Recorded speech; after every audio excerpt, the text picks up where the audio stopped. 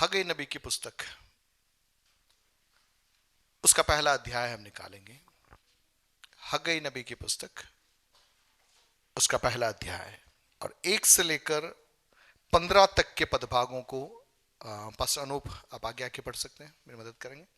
दूसरे वर्ष के 6वें महीने के पहले दिन यहोवा का यह वचन हागे भविष्यद्वक्ता के पास, शालतिएल के पुत्र जरुब्बाबेल के पास, जो यहूदा का अधिपति था, और यहोसादाक के पुत्र यहोशू महायाजक के पास पहुंचा।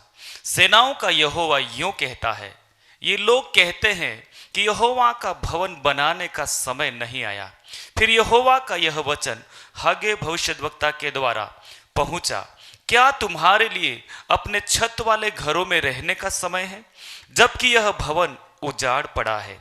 इसलिए अब सेनाओं का यहोवा यूं कहता है, अपनी अपनी चाल चलन पर ध्यान करो। तुमने बहुत बोया परंतु थोड़ा काटा, तुम खाते तो हो परंतु पेट नहीं भरता, तुम पीते तो हो परंतु प्यास नहीं बुझती, तुम कपड़े पहनते हो परंतु गरमाते नहीं, और जो मजदूरी कमाते हैं वह अपनी मजदूरी की कमाई को छेद वाली थैली में रखता है। सेनाओं का यहोवा तुमसे यूं कहता है, अपने अपने चाल चलन पर सोचो, पहाड़ पर चढ़ जाओ और लकड़ी ले आओ और इस भवन को बनाओ, और मैं उसको देखकर प्रसन्न होऊंगा, मेरी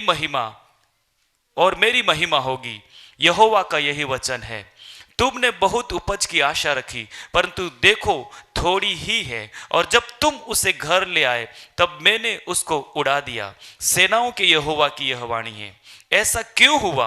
क्या इसलिए नहीं कि मेरा भवन उजाड़ पड़ा है और तुम में से प्रत्येक अपने अपने घर को दौड़ा चला जाता है? इस कारण आकाश से ओस गिरना और पृथ्वी से अन्न उपजना दोनों बंद है। मेरी आज्ञा से पृथ्वी और पहाड़ों पर और अन्न और नए दाख मधु पर और ताजे तेल पर और जो भूमि से उपजता है उस पर और मनुष्य और घरेलू पशुओं पर और उनके परिश्रम की सारी कमाई पर भी अकाल पड़ा है। तब शालतिएल के पुत्र जरुब्बाबेल और यहोशादाक के पुत्र यहोशू महायाजक ने सब बचे हुए लोगों समेत अपने परमेश्वर यहोवा की बात मानी, और जो वचन उनके परमेश्वर यहोवा ने उनसे कहने के लिए हग्गे भविष्यद्वक्ता को भेज दिया था उन्होंने मान लिया, और लोगों ने यहोवा का भय माना। तब यहोवा के दूत हग्गे ने यहोवा से आज्ञा पाकर उन लोगों से यह कहा, यहोवा की यह वाणी है, मैं तुम्हारे संग हूं। और यहोवा ने शालतिएल के पुत्र जरुब्बाबेल को, जो यहूदा का अधिपति था, और यहोसादाक के पुत्र यहोशू महायाजक को और सब बचे हुए लोगों के मन को उभार कर उत्साह से भर दिया कि वे आकर अपने परमेश्वर सेनाओं के यहोवा के भवन को बनाने में लग जाए। यह दारा राजा के दूसरे वर्ष 6वें महीने के 24वें दिन हुआ। मान लीजिए आपको एक बर्तन दिया जाए। क्या दिया जाए? एक बर्तन दिया जाए और 3 चीजें वहां पर रखी हुई है, सामने स्क्रीन पे दिख रहा है। कुछ बड़े पत्थर रखे हुए, उसके बाद में उससे थोड़े छोटे पत्थर है और बालू है। ठीक है, बड़े पत्थर है, उससे छोटे पत्थर है और बालू है, रेत है। इस बर्तन को आपको भरना है। क्या करना है? इस बर्तन को आपको भरना है। आप अलग अलग तरीके से इस बर्तन को भर सकते हैं। आप चाहिए तो पहले बालू लेकर उस बर्तन को भर सकते हैं। ठीक है, बालू से आपने उस बर्तन को भर दिया तो उसके बाद आप उसमें क्या नहीं डाल पाओगे? बड़े पत्थर आप नहीं डाल पाओगे। पहले आपने छोटे पत्थरों से उसको भर दिया तो भी आप क्या नहीं डाल पाओगे? बड़े पत्थर उसमें डाल नहीं पाओगे। तो समझदारी क्या होगी? आप पहले उसमें कौन से पत्थर डालोगे? बड़े पत्थर डालोगे। इसके बाद में उससे छोटे वाले पत्थर डालने की जगह मिल जाएगी, और उसके बाद में जो बालू है वो भी डालने की जगह मिल जाएगी। जो हमें पहले करना है वो हमें पहले करना होता है। First things first. आज के संदेश का शीर्षक है फर्स्ट थिंग्स फर्स्ट। जो हमें पहले करना है वो हमें पहले करना है। मेरे पीछे बोले, जो हमें पहले करना है वो हमें पहले करना है। इस संसार में हर व्यक्ति के पास में 24 घंटों का समय रहता है एक दिन में। एक दिन में कितना का समय? 24 घंटे का समय। चाहे दुनिया में कहीं भी चले जाए, चाहे कितना भी संपन्न परिवार का हो, चाहे कितना भी अधिक पढ़ा लिखा व्यक्ति हो या ग्रामीण क्षेत्र में रहने वाला व्यक्ति है, हम सबके पास में 24 घंटे का समय एक दिन में हमें मिलता है।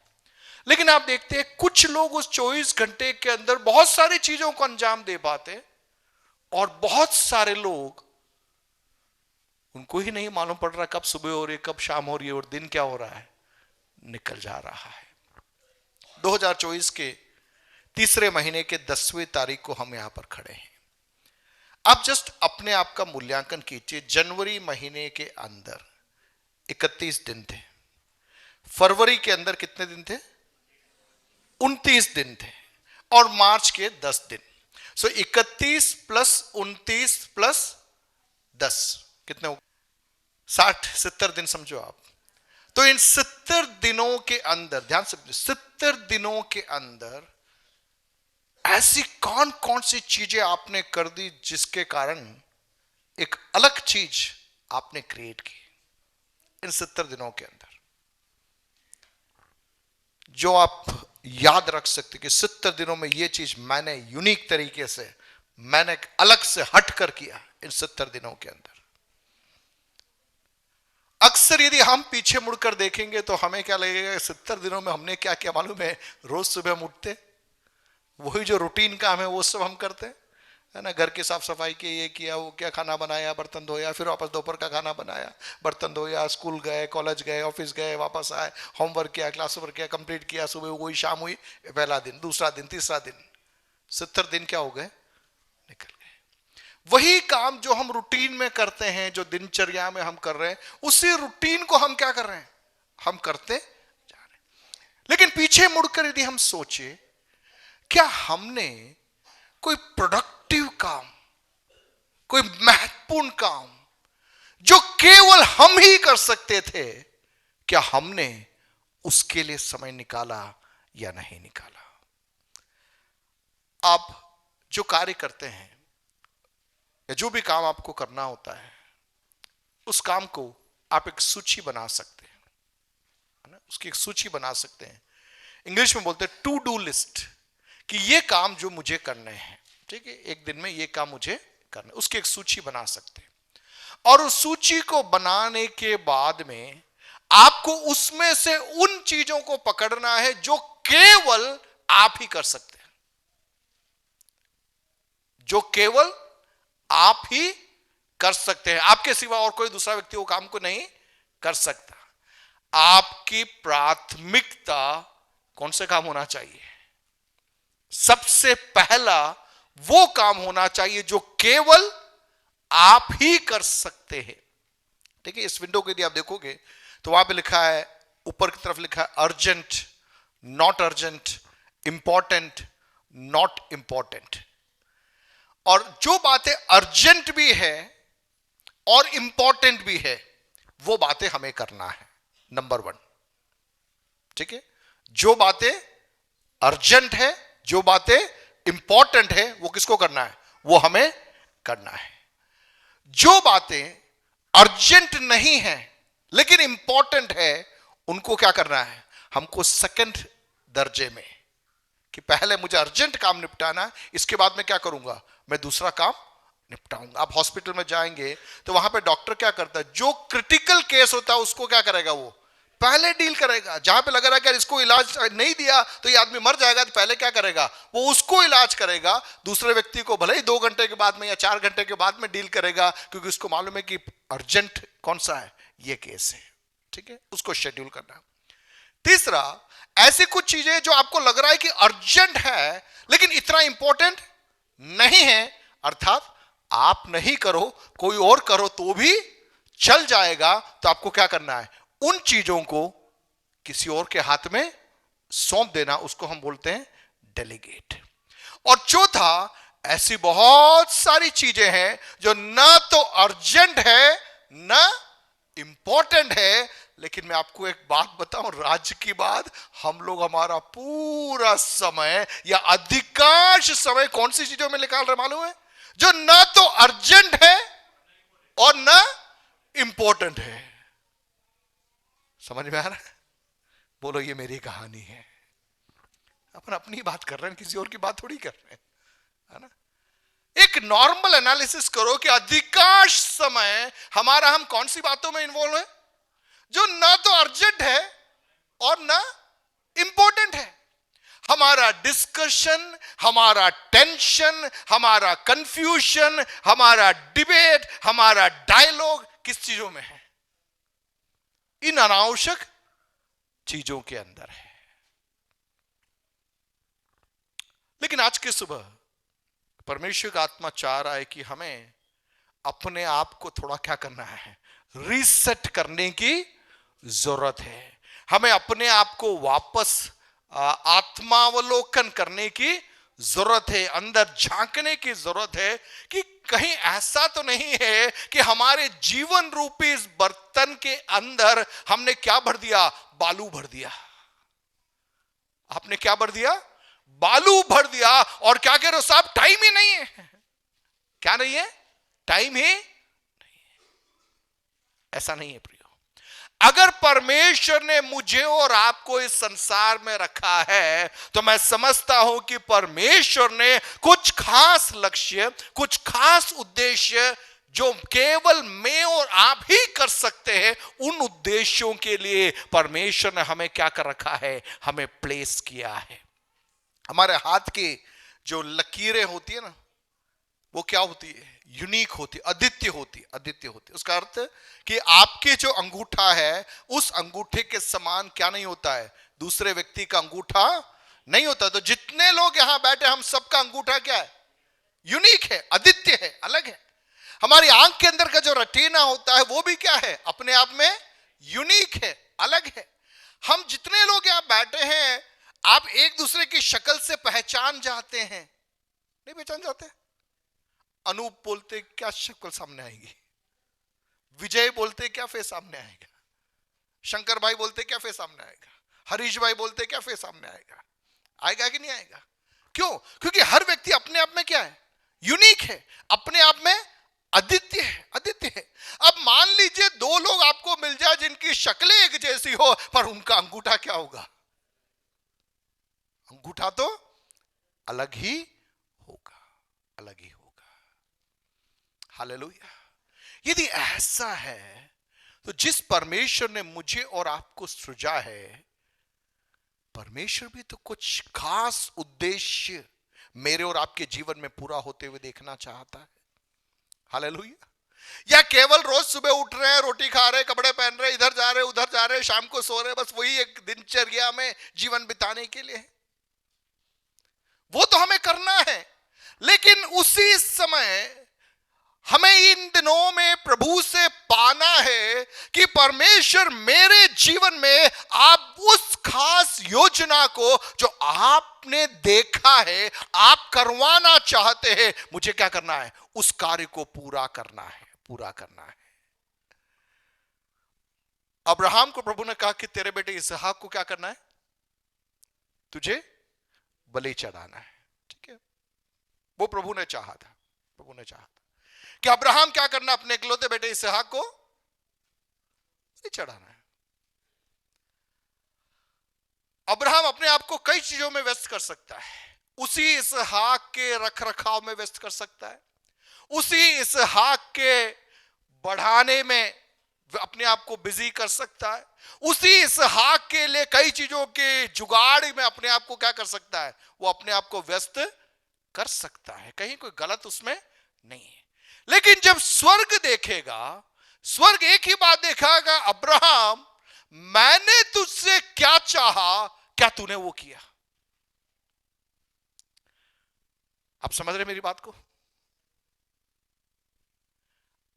इन दिनों में हमारे प्रार्थना कक्ष में हमारे व्यक्तिगत वचन अध्ययन के अंदर हमें ढूंढ निकालना है कि वह अद्वितीय बात कौन सी है जो परमेश्वर केवल और केवल मुझसे करवाना चाहता है।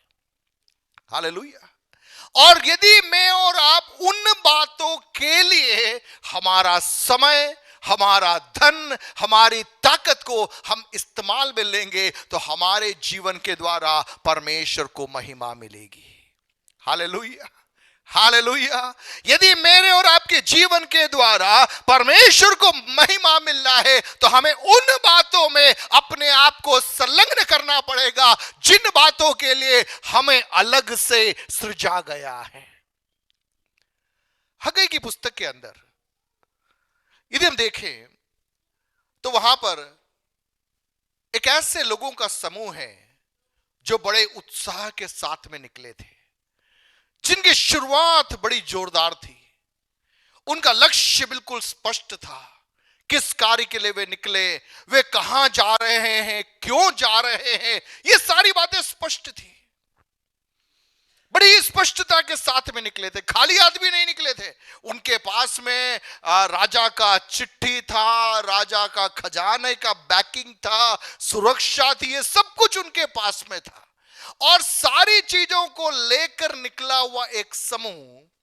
लेकिन जब हग्गई नबी उन लोगों से बातचीत कर रहा है, वह समूह एक ऐसे समय में जाकर बैठा था जहां पर वह जो बातों को करने के लिए निकला था उन बातों को उसने छोड़ दिया और अन्य बहुत सारी बातों के अंदर क्या कर दिया, अपने आप को मशगूल कर दिया।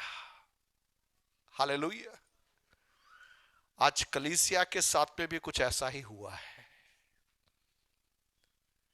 पिंतकुस्त के दिन जब पवित्र आत्मा कलीसिया के ऊपर उतरा तो वो पवित्र आत्मा रूपी स्वर्गीय संसाधन परमेश्वर ने उन 120 लोगों के ऊपर इसलिए उंडेला कि वे क्या बन सके, प्रभु यीशु मसीह के गवाह बन सके। उन 120 लोगों के ऊपर पवित्र आत्मा इसलिए उतरा कि वे अपने आप को पवित्रता में परमेश्वर के योग्य एक दुल्हन के समान अपने आप को क्या कर सके, तैयार कर सके। लेकिन 2000 साल के अंदर आज कलीसिया अपने उस प्रमुख उद्देश्य से कहीं पर क्या हो गई है, हम विचलित हो गई।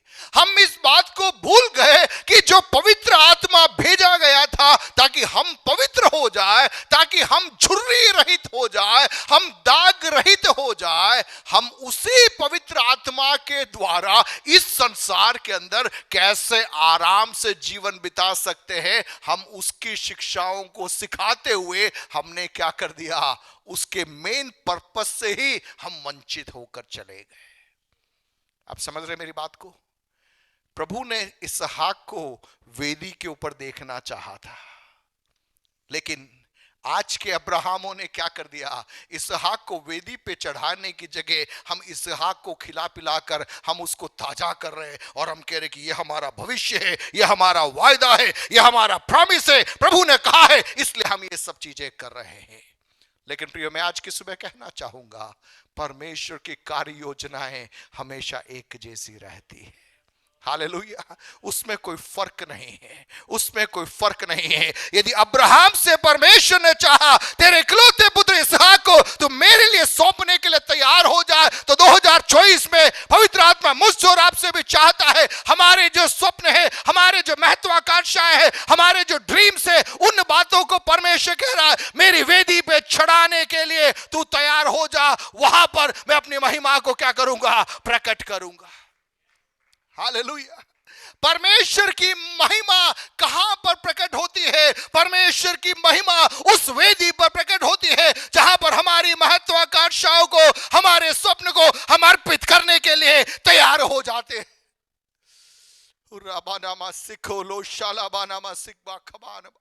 प्रियो, आज बड़े दुख के साथ में कहूं, आज समस्या ये हो रही है, हर व्यक्ति अपनी महत्वाकांक्षाओं की पूर्ति के लिए उधेड़ बुन में लगा हुआ है और सारी चीजें जो हम कर रहे हैं वो हम इसलिए कर रहे हैं कि हमारी महत्वाकांक्षाएं, हमारी इच्छा पूरी हो जाए। लेकिन स्वर्ग देख रहा है ऐसे लोगों को जो कहेंगे हमारी महत्वाकांक्षाओं परमेश्वर पिता आपकी वेदी पर चढ़ाने के लिए हम तैयार हैं।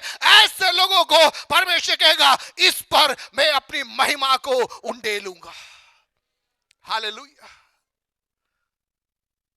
प्रभु की आत्मा हग्गई नबी के द्वारा लोगों से बातचीत कर रही है। लोगों का पास में एक्सक्यूज है। क्या है एक्सक्यूज? दूसरे पद में लिखा है कि सेनाओं का यहोवा यो कहता है, ये लोग कहते हैं कि यहोवा का भवन बनाने का क्या नहीं आया है, समय नहीं आया है। अभी समय बाकी है, अभी समय बाकी है। अक्सर मैं और आप भी कितनी कितनी बातों को हम भी ऐसे टाल देते हैं कि अभी समय नहीं आया है, अभी बाकी है। प्रियो, परमेश्वर का आत्मा चाह रहा है जो बातें हमें पहले करना है, हमें पहले करना है। जब हम उन बातों को करेंगे तो बाकी चीजों को परमेश्वर कर देगा। आज हमारी समस्या क्या है? जो पहले करना है हम उसको नहीं कर रहे, बाकी सारी चीजों को करने के लिए सुबह से शाम तक हम दौड़ भाग कर रहे हैं। हालेलुया। उसके परिणाम स्वरूप क्या हो रहा है? हमारी इच्छाएं जरूर पूरी हो रही है, हम प्रसिद्ध भी हो रहे होंगे, हमारी महत्वाकांक्षाएं भी पूरी हो रही होगी, लेकिन क्या नहीं हो रहा है? परमेश्वर को महिमा नहीं मिल पा रही है। Hallelujah, hallelujah. परमेश्वर को महिमा तब मिलेगी जब मैं अपनी महत्वाकांक्षाओं को, अपने स्वप्नों को परमेश्वर की बलिवेदी पर समर्पित करने के लिए मैं तैयार हो जाऊंगा। हालेलुया। दूसरे शब्दों में, वास्तविकता में यदि हम यीशु के पीछे चल रहे हैं तो वहां पर फिर हमारी बात वहां पर नहीं है। हालेलुया। फिर वो हमारी बात नहीं है, फिर किसकी बात है? वो प्रभु के बारे में, वो यीशु के बारे में, हमारे बारे में कहने के लिए वहां पर कुछ बचना नहीं चाहिए। हालेलुया। क्योंकि हमने अपने आप को क्या कर दिया है? उस वेदी पर चढ़ा दिया है। जिसने अपने आप को वेदी पर चढ़ा दिया, अब उसका वास्तविकता में अब उसका कोई राइट वहां पर रहता ही नहीं है। परमेश्वर अपनी इच्छा को क्या करेगा? उस व्यक्ति के जीवन पर पूरा करेगा, और उस व्यक्ति को क्या करेगा? अपने लिए एक चिन्ह बनाकर परमेश्वर क्या करेगा? इस्तेमाल में लेगा। हालेलुया। अय्यूब का जीवन एक ऐसा जीवन था, प्रभु के पीछे चलने वाला एक व्यक्ति, और परमेश्वर ने अय्यूब के जीवन को क्या कर लिया? एक चिन्ह के समान उस पीढ़ी के लिए नहीं, मैं कहूंगा आज की वर्तमान पीढ़ी के लिए भी परमेश्वर ने क्या कर दिया? अय्यूब के जीवन को इस्तेमाल में ले लिया। हालेलुया। अय्यूब के जीवन में आशीषें थी, लेकिन उन्हीं आशीषों को अय्यूब के जीवन से एक एक करके जब हटा दिया गया, उसके बावजूद भी अय्यूब खड़ा हुआ। अय्यूब कहने लगा, मेरा प्रभु मेरे साथ में है। Hallelujah, hallelujah. अय्यूब ने इस बात को स्थापित किया कि मेरे और मेरे परमेश्वर के बीच का रिश्ता इस बात पर निर्भर नहीं है कि मेरे पास में कौन कौन सी आशीषें हैं। आप समझ रहे हैं? मैं और मेरे परमेश्वर के बीच का रिश्ता इस बात पर नहीं है कि कौन सी आशीषें मुझे मिली है। मेरा परमेश्वर आशीष देगा, आशीष नहीं भी देगा तो भी मुझे मालूम है वो मेरा परमेश्वर है। हालेलुया। पवित्र आत्मा मुझे और आपको उस तर्क के अंदर ले जाना चाहता है। हालेलुया। हमें क्या मिल रहा है उसके आधार पर अगर हमारी आत्मिकता है तो हम बहुत ही कमजोर लोग हैं। हम बहुत ही कमजोर लोग हैं। हम रिलीजियस लोग कह सकते हैं अपने आप को, है ना? धर्म, हर धर्म को मानने के समान हम भी क्रिश्चियन हैं। हर संडे को चर्च में आते। क्यों चर्च में आते हैं सब? क्योंकि हमारा सब कुछ सही चलना चाहिए भैया, बस। उसमें कोई बड़ी बात नहीं है। परमेश्वर जब उस व्यक्ति को देख रहा है जो केवल अपने स्वार्थ के लिए सब चीजें कर रहा है, तो आप में और एक अन्य व्यक्ति में कोई फर्क नहीं है, वो दोनों एक ही है। हमें लग रहा है कि हम तो चर्च में आ रहे हैं, कोई फर्क नहीं है। प्रभु क्या देख रहा है? प्रभु देख रहा है क्या ये मुझे समझ पाया है कि नहीं समझ पाया है, क्या ये मेरे दिल को जान पाया है या नहीं जान पाया है, क्या इसके जीवन की प्राथमिकता में सबसे पहले मैं आ रहा हूं या नहीं आ रहा हूं, वो चीज महत्वपूर्ण है। यहां पर लोगों के पास समय नहीं है, किस चीज के लिए? उस कार्य को करने के लिए जिसके लिए आए थे। हालेलुया। आज कलीसिया में समय नहीं है उन कार्यों को प्राथमिकता देने के लिए जिसके लिए पवित्र आत्मा उतर आया। प्रभु यीशु मसीह ने कहा मैं जा रहा हूं और क्या भेजूंगा, मैं एक सहायक को भेजूंगा, और वो सहायक क्या करेगा? वो तुम्हारी अगुवाई करेगा, वो तुम्हारी मदद करेगा, और वो सहायक मेरी सारी बातों को तुम्हें क्या कराएगा? याद दिलाएगा। जो जो बातें मैंने कही उन सारी बातों को कौन याद दिलाएगा? सहायक याद दिलाएगा, याद दिलाएगा। हम अपने आप से पूछे, क्या हम प्रभु की उपस्थिति में जब हम बैठते हैं, क्या हम उस अंदाज में बैठ पा रहे हैं कि पवित्र आत्मा आप मुझे याद दिलाइए ये कौन कौन सी बातें हैं जो मुझे मेरे जीवन में करना है और मैं नहीं कर पा रहा हूं, आप मुझे याद दिलाइए। या कहीं ऐसा तो नहीं हम भी दुनिया के लोगों के समान दुनियाई चीजों के पूर्तिकरण के लिए लिस्ट बनाकर हम भी प्रभु के पास मारे, प्रभु मुझे ये चाहिए, प्रभु मुझे वो चाहिए, प्रभु ऐसा दे दे, ऐसा दे दे, वैसा दे दे।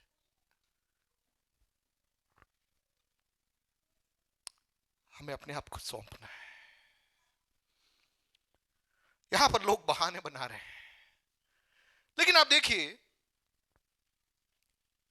बहाने तो बना रहे हैं कि समय नहीं है, लेकिन वास्तविकता में देखा जाए तो समय है सबके पास। वास्तविकता में देखा जाए तो समय है। किस चीज के लिए समय नहीं है? प्रभु का भवन बनाने के लिए समय नहीं है, लेकिन किन किन चीजों के लिए समय है? आप देखिए चौथे पद में क्या लिखा है? क्या तुम्हारे लिए अपने छत वाले घरों में रहने का समय है, जबकि यह भवन क्या पड़ा है? उजाड़ पड़ा है। आज के हमारे अगर परिप्रेक्ष्य में हम अगर उसको जोड़कर देखें, आप बैठकर सोचिए किन किन बातों के लिए अपने पास में समय है और किन किन बातों के लिए समय नहीं है। अगर मान लीजिए मैं बोलूं कि कल से एक स्पेशल मीटिंग हम कर रहे हैं, यहां पे क्या कर रहे हैं? हम एक स्पेशल मीटिंग कर रहे हैं 2 दिन के लिए। आप बोलोगे सर छुट्टी नहीं मिलेगी, आप बोलोगे बच्चों के एग्जाम है, उनको लेके मुझे वहां जाना पड़ेगा, इधर जाना पड़ेगा, ये जाना पड़ेगा, वो जाना पड़ेगा, राइट? लेकिन मान लीजिए घर में एक शादी है, तो छुट्टी मिलेगी कि नहीं मिलेगी? बोलो ना। सब मिलेगी छुट्टी। टाइम भी हम क्या कर लेंगे? कहीं से भी करके निकाल लेंगे। बंबई जाना है, दिल्ली जाना, उधर जाना, इधर जाना, सब टाइम निकल जाएगा। कहीं कोई दिक्कत वाली बात नहीं। आप समझ रहे मेरी बात को? सो कहीं ना कहीं मैं और आप क्या कर रहे हैं? We are making excuses. हम क्या कर रहे हैं? हम बहाने बना रहे हैं। क्या बहाना बना रहे हैं हम? कि समय, जोर से बोले, समय नहीं है, यह एक बहाना है।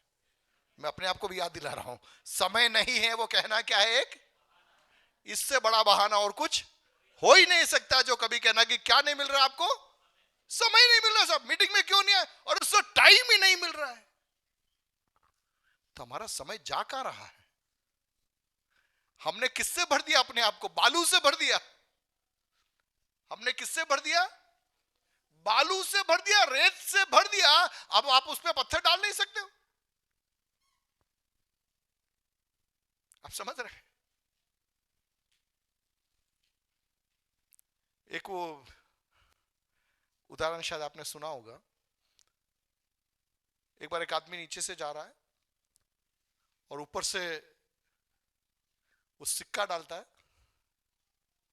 तो वो क्या करता है? सिक्का लेता है और जेब में रख देता है, ऊपर नहीं देख रहा, वो सिक्का लेके जेब में रख रहा है। फिर वो ऊपर से एक पत्थर लेके मारता है। जैसे पत्थर सिर पे पड़ता है तो क्या करता है वो? ऊपर देखता है। सिक्के के टाइम पे क्या नहीं देखा, पत्थर के टाइम पे क्या देखा?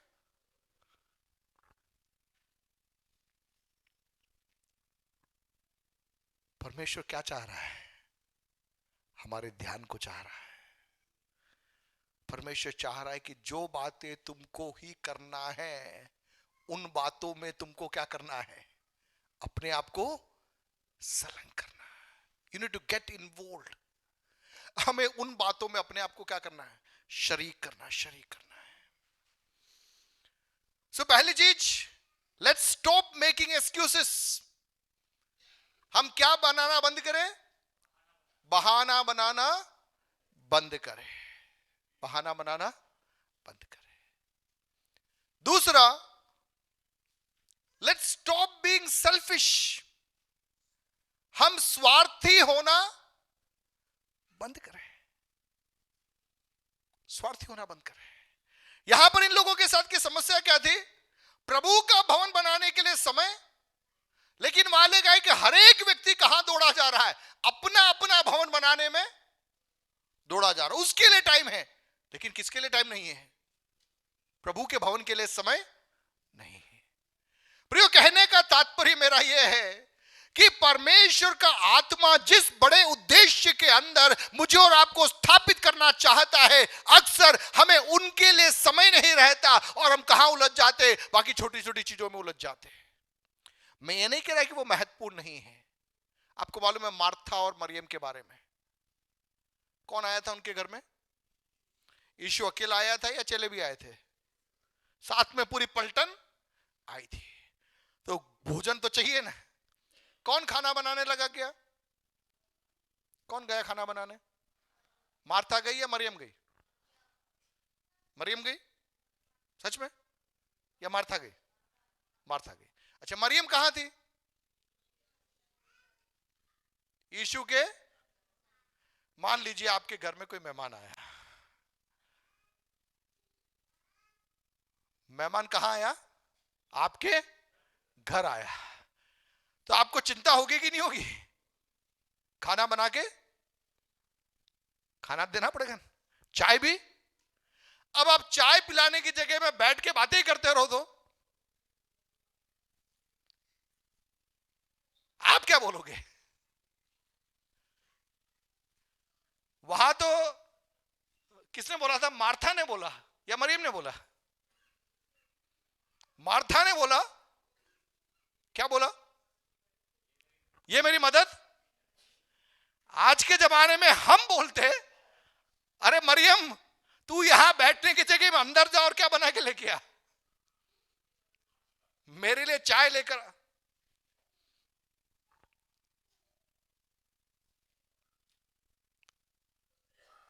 प्रियो,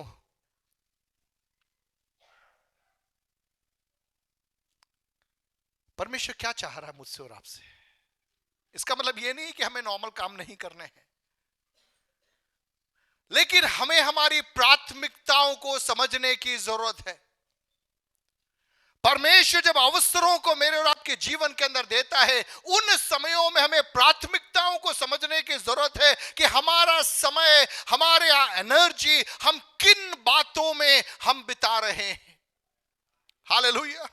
देखिए, यहां पर ये लोग क्या करने लग गए? ये अपने कार्यों में लग गए, अपनी चीजों के पूर्तिकरण के अंदर लग गए। लेकिन परिणाम स्वरूप क्या हो रहा है? ये सुबह से शाम तक काम तो कर रहे हैं, लेकिन कुछ भी बच नहीं रहा है। वहां लिखा है, तुमने बहुत बोया परंतु थोड़ा काटा, तुम खाते हो परंतु पेट नहीं भरता, तुम पीते हो परंतु प्यास नहीं बुझती, तुम कपड़े पहनते हो परंतु गर्माते नहीं, और जो मजदूरी कमाता है वो अपनी मजदूरी की कमाई को कहां रख रहा है? छेद वाली थैली में रखता है। हालेलुया। आपके जीवन में आशीष पाना है, आपके जीवन में परमेश्वर की महिमा को देखना है, मैं आपको कुंजी बताऊं, स्वार्थी होना बंद कर दे, बहाने बनाना बंद कर दे। हालेलुया। जो काम पहले करना है उसको हम पहले करना आरंभ कर दे, बाकी चीजें अपने आप हमारे पीछे आ जाएगी। हालेलुया। देखिए पतरस जब यीशु पानी में चल रहा था, पतरस की भी इच्छा हो गई कि मैं भी क्या करूं, पानी में चलो। पतरस ने कहां रख दिया, पानी में। पतरस चला कि नहीं चला? पतरस चला। लेकिन चलने के बाद में पतरस ने कहां देखा होगा? पीछे जो 11 बैठे थे ना नाव में, जरा उनको देखा होगा, कॉलर ऊंचा करके, क्या बताने के लिए कि देखो मैं क्या हूं पानी में। उसको बोलते घमंड। क्या बोलते उसको? जोर से बोले, घमंड। उसने लहरों को देखा होगा, उसने हवा को देखा होगा, नीचे पानी को देखा होगा, तो उसके अंदर एक झटका लगा होगा, उसको बोलते डर। क्या बोलते उसको? डर। पीछे चेलों को देखा तो क्या आया उसके अंदर? घमंड। क्या घमंड आया कि देखो मैं क्या कर रहा हूं। लेकिन इसके बाद में पानी को देखा, लहरों को देखा, तो अंदर क्या लगा? डर लगा। समझ रहे हैं आप मेरी बात? समझ रहे हैं? अगर वो यीशु को देखता रहता तो न तो उसके अंदर घमंड आता, न उसके अंदर डर आता। लोगों को देखा तो घमंड आ गया, परिस्थितियों को देखा तो डर आ गया। समझ रहे हैं मेरी बात को? प्रभु तो हमें चलाना चाहता था। परमेश्वर का वचन कह रहा है कि जल तुझे डुबा नहीं पाएगा, आग तुझे जला नहीं पाएगी। और प्रभु की बात पर हम कदम भी रखते हैं, लेकिन एक कदम, 2 कदम, फिर इधर उधर देखते हैं तो हमें लगता है कि हम सुपरमैन हो गए। क्या हो गए हम? सुपरमैन। देखा, सुपरमैन, बैटमैन, स्पाइडरमैन। फिर हमें लगता है कि हम किसी से कम नहीं। फिर इसके बाद में हम पानी में चल रहे हैं ना, वो क्यों चल रहे हैं? उनको दिखाने के लिए, है ना? जो नाव में बैठे उनको दिखाने के लिए हम कर रहे हैं। हालेलुया। आपको भी नहीं मालूम कब डर आपके अंदर आ जाएगा और आप डूबने लग जाओगे। आप समझ रहे मेरी बात को? अगर मेरे और आपके जीवन में जो बातें पहले है वो पहले रहेगी तो डर हमें छू नहीं पाएगा, घमंड हमें झुका नहीं पाएगा। हालेलुया। मेरे और आपके व्यक्तिगत जीवन में परमेश्वर का आत्मा चाहता है हम प्रभु को देखकर, प्रभु पे भरोसा करते हुए एक एक दिन जीवन यात्रा में हमें आगे बढ़ना है। यहां लिखा है कि अपने अपने किस पर ध्यान दो? चाल चलन पर ध्यान दो। चाल चलन पर ध्यान दो। क्यों आशीष नहीं पा रहे? क्यों बढ़ोतरी को नहीं पा रहे? क्यों हम कहीं पर स्टक हो गए हैं? क्यों हम कहीं पर अटके हुए पड़े हैं? प्रभु का आत्मा कह रहा है तुम्हारी प्राथमिकताओं में गड़बड़ी है। तुम्हारी प्राथमिकताओं में गड़बड़ी है। मुझे सुनने वाले प्रियो, परमेश्वर मुझे और आपको बढ़ाना चाहता है। आज हम जिस हालात में हैं, जिन अवस्थाओं में हैं, जिन स्तरों में हैं, वहां से परमेश्वर हमें अगले स्तर के ऊपर स्थापित करना चाहता है। लेकिन प्रभु चाह रहा है हमारी प्राथमिकता सही होना है। अब्राहम के जीवन में अगर उसे अगले स्तर पे आना है तो इसहाक को कहां चढ़ाना पड़ेगा? वेदी के ऊपर चढ़ाना पड़ेगा। बिना उसके अब्राहम अगले स्तर पर नहीं पहुंच सकता। मुझे सुनने वाले प्रियो, परमेश्वर का आत्मा चाह रहा है हमारे जीवन की अवस्थाओं के अंदर बदलाव आना है तो हमें क्या करना पड़ेगा? जो प्राथमिकता है उनको सही करना पड़ेगा। हालेलुया। अन्यथा क्या होगा मालूम है? You will miss God's blessings. यदि हम बहाने बनाते रहे, यदि हम स्वार्थी बनकर जीवन व्यतीत करते रहे, हम परमेश्वर की बहुत सारी आशीषों को हमारे जीवन में हम खो देंगे। हम खो देंगे। प्रभु का आत्मा हमसे चाह रहा है कंसिडर योर वेज। अपने अपने चाल चलन पर ध्यान दो। यहां पर 7वें पद में सेनाओं का यहोवा तुमसे यूं कहता है अपने अपने चाल चलन पर सोचो। 8वें पद में लिखा है कि पहाड़ पर चढ़ जाओ और लकड़ी ले आओ और क्या करो? इस भवन को बनाओ। कौन से भवन को? जिसको बनाने के लिए तुम निकले थे उस भवन को बनाओ। आप मेरी बात समझ रहे हैं? जिस भवन को बनाने के लिए आप निकले थे, उस भवन को बनाने में यदि आप लग जाओगे तो परमेश्वर क्या करेगा? अपनी महिमा को वहां पर उतारेगा। हालेलुया। वहां लिखा है कि पहाड़ पर चढ़ जाओ और क्या लेकर आ जाओ? लकड़ी लेकर आओ। ये लोग पहले भी पहाड़ पे चढ़े थे, इनको मालूम है कि लकड़ी पहाड़ पे मिलती है, लेकिन पहले का उद्देश्य क्या था? अपना भवन बनाने के लिए, अपना कार्य करने के लिए। लेकिन यहां पर प्रभु का आत्मा कह रहा है कि तुझे वापस पहाड़ पर चढ़ना है, वापस लकड़ी लाना है, लेकिन अब क्यों लेके आना है? मेरा भवन बनाने के लिए। हालेलुया।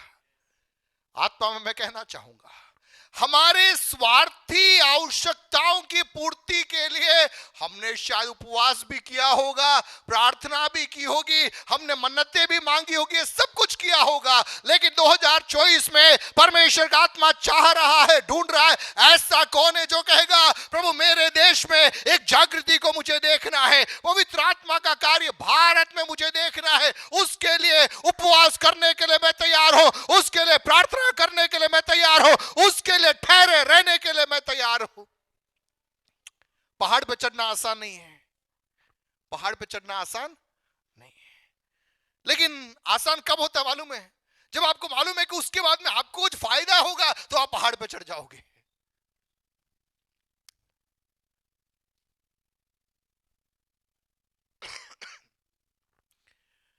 मेरी एक व्यक्तिगत जरूरत है तो उसके लिए मैं कुछ भी कर दूंगा,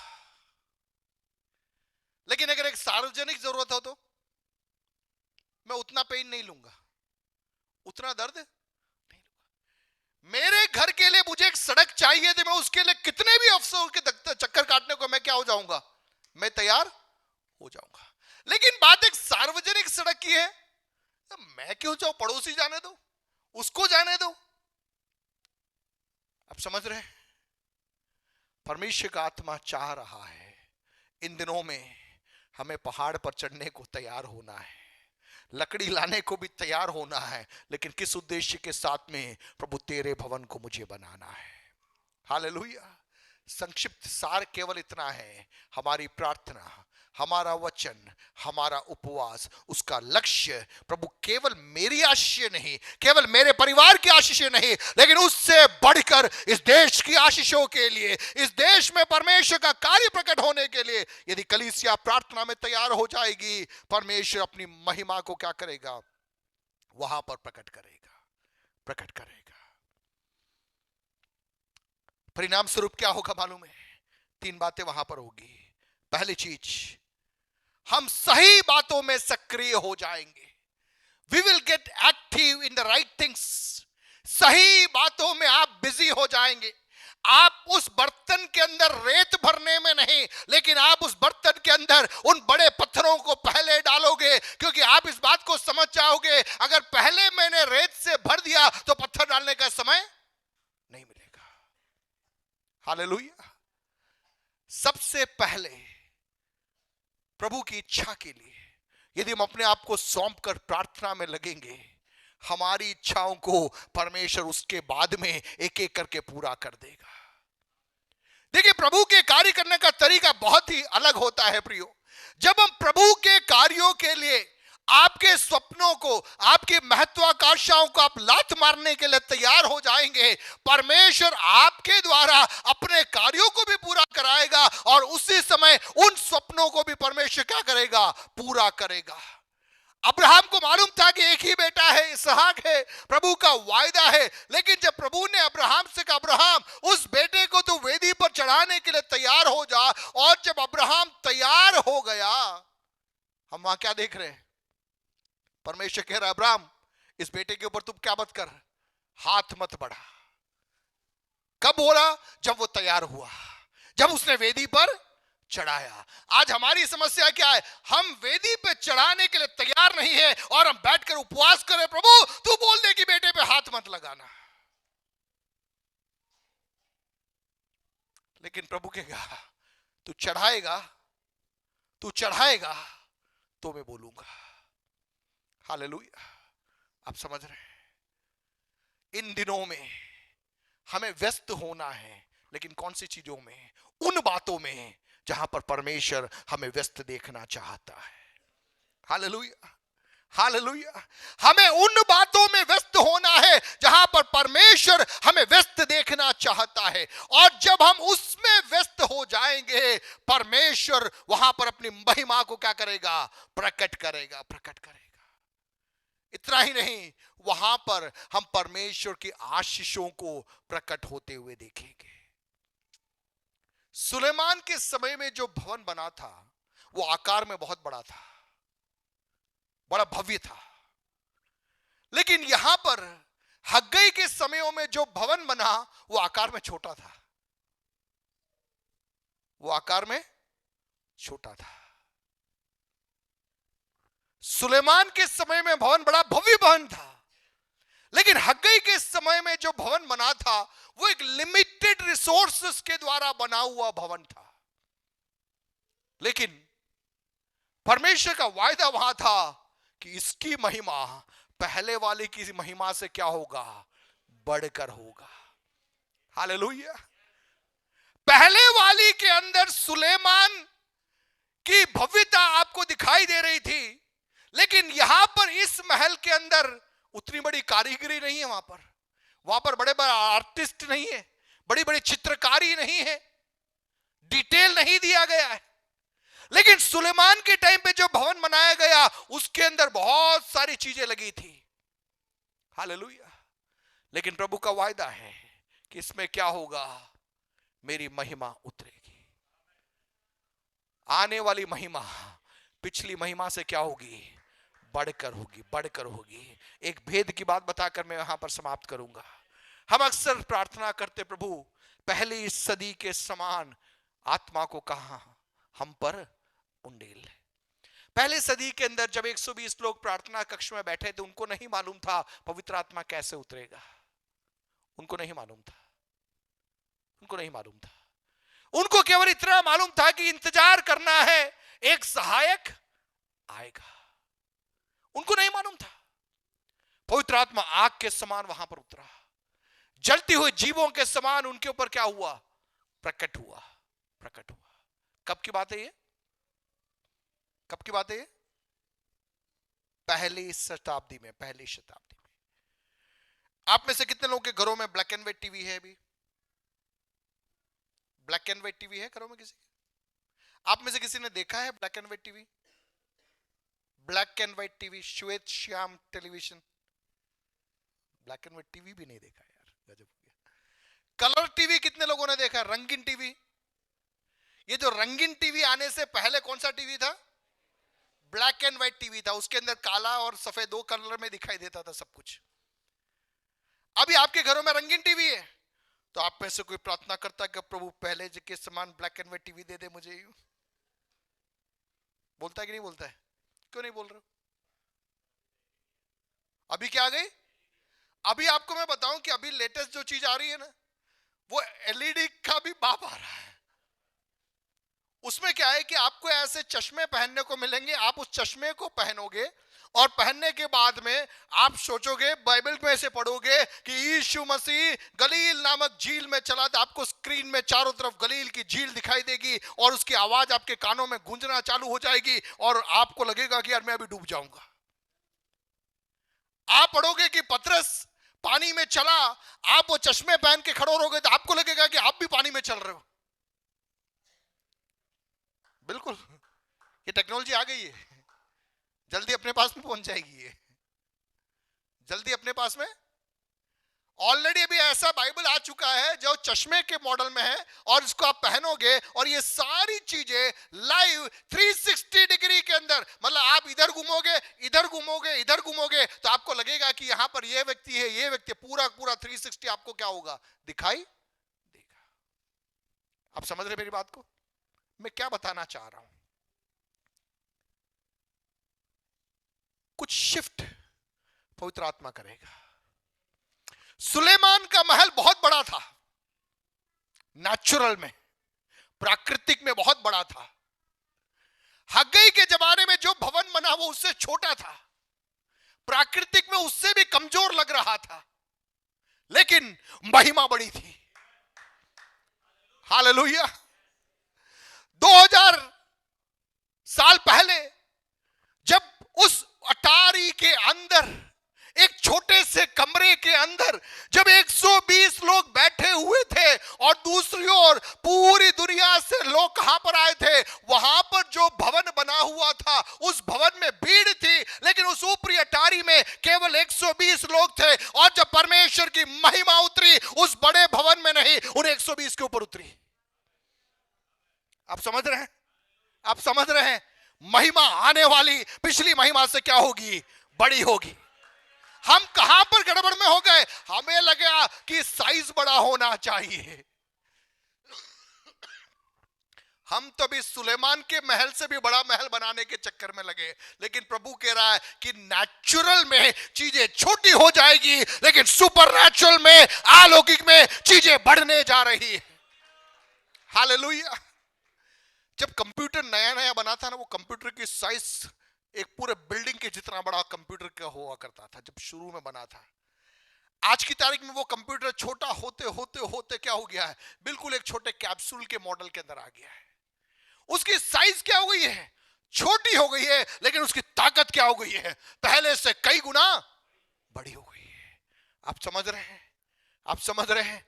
अंत के दिनों में जब प्रभु अपनी आत्मा को उड़ने लगा ना, एक छोटा बच्चा खड़ा हो जाएगा और भविष्यवाणी करना लगेगा। हम तो सोच रहे थे कि स्मिथ विगल्सवर्थ आएगा, हम सोच रहे थे कि कोई बड़ा प्रचारक आएगा, लेकिन प्रभु का आत्मा कह रहा है एक छोटे बच्चे के ऊपर मैं अपनी आत्मा को उंडेलूंगा और वो उठ खड़ा होगा और वह मेरे नाम से भविष्यवाणी करने लगेगा।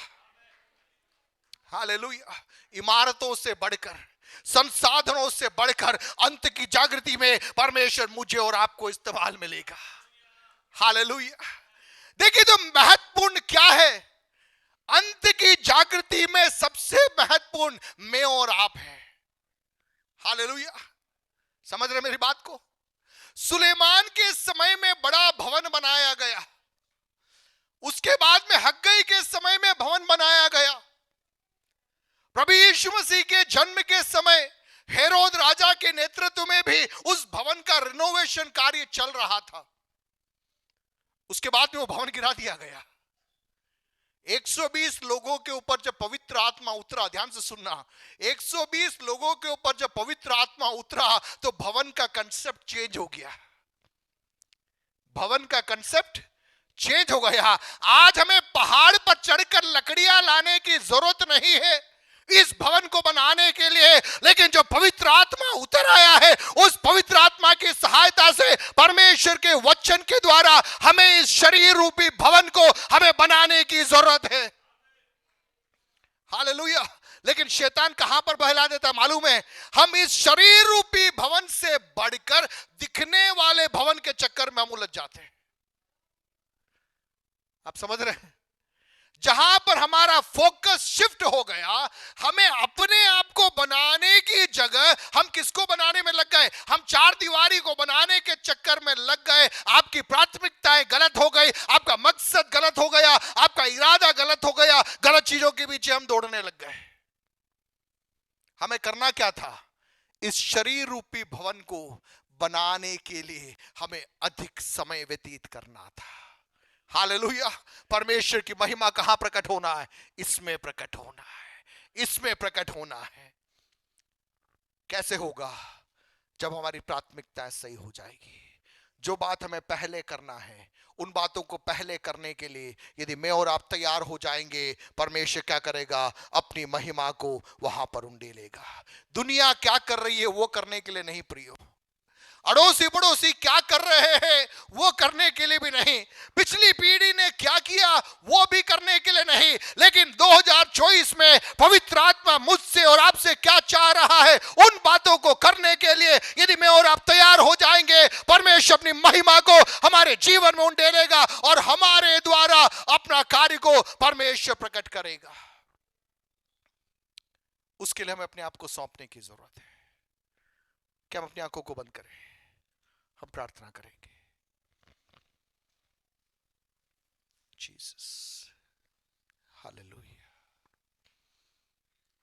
मनुष्यों को देखेंगे तो शायद हम घमंड कर बैठेंगे, परिस्थितियों को देखेंगे तो शायद हम डर जाएंगे, लेकिन प्रभु को देखोगे तो आप प्रोत्साहित रहोगे, प्रभु को देखोगे आप निर्भय रहोगे, प्रभु को देखोगे उसकी महिमा को आपके जीवन में उतरते हुए आप देखोगे।